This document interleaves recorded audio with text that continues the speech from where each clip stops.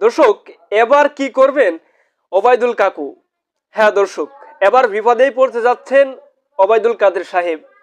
কাদের সাহেবের এবার আর নড়ে চড়ে বসার কোনো সুযোগ নেই। তিনি যদি ভারতেও থাকে তবুও কিন্তু তার বিরুদ্ধে রেড নোটিশ জারি হতে যাচ্ছে, এই এই রেড নোটিশ জারি করার পেছনে কিন্তু বাংলাদেশ পুলিশের একটি সংস্থা কাজ করছে। দর্শক, নিশ্চিতভাবেই বলা যায় এবার কিন্তু ওবায়দুল কাকু মহা বিপদে পড়তে যাচ্ছে। দর্শক, চলুন বিস্তারিত জানা যাক সংবাদপত্র থেকেই। ইন্টারপোলের রেড অ্যালার্ট, কি করবেন ওবায়দুল কাদের? শেখ হাসিনা ও আওয়ামী লীগের সাধারণ সম্পাদক ও সাবেক সেতুমন্ত্রী ওবায়দুল কাদের সহ 12 জনের বিরুদ্ধে রেড নোটিশ জারির আন্তর্জাতিক পুলিশ সংস্থা ইন্টারপোলের কাছে আবেদন করেছে। রেড নোটিশ জারি করতে ইন্টারপোলের কাছে পৃথক 3টি ধাপে আবেদন করেছে বাংলাদেশ পুলিশের ন্যাশনাল সেন্টার ব্যুরো এনসিবি। শনিবার পুলিশ ও আন্তর্জাতিক অপরাধ ট্রাইব্যুনাল সূত্রে এ তথ্য জানা গেছে।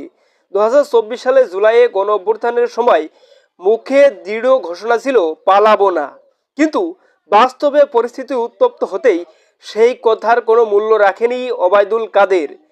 নিজের নিরাপদ আশ্রয়ে পালিয়ে গেলেও ফ্যাসিস্ট হাসিনার নেতৃত্বাধীন দলের অনেক নেতাকর্মীকে ফেলে রেখে গেছেন চরম বিপদের মুখে।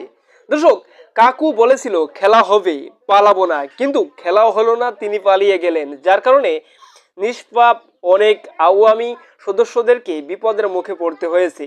যদিও তারা ফ্যাসিস্টের সহযোগী ছিল, কিন্তু তারা সরাসরি ফ্যাসিস্ট ছিল না, এমন অনেকেই আছেন। দর্শক, এই মুহূর্তে কিন্তু কাউয়া কাদের কাকুর অবস্থা খারাপই বলা চলে। যদিও তার নির্দিষ্ট অবস্থান সম্পর্কে এখনো জানা যায় না। কিছুদিন আগে নিউজে দেখা গেল কোন হাসপাতালে নাকি কে তাকে দেখেছে, কিন্তু এটিও একটি ধোঁয়াশাই। তবে এই রেড নোটিশ জারি হলে কিন্তু তিনি বিপদেই পড়তে যাচ্ছেন। এদিকে জুলাইয়ে সেই গণ অভ্যুত্থানের পর আন্তর্জাতিক অঙ্গনেও শুরু হয়েছে আইনি পদক্ষেপ। ক্ষমতাচ্যুত প্রধানমন্ত্রী শেখ হাসিনা সহ 12 জন শীর্ষ নেতার বিরুদ্ধে ইন্টারপোলের রেড নোটিশ জারির জন্য আনুষ্ঠানিক আবেদন করা হয়েছে।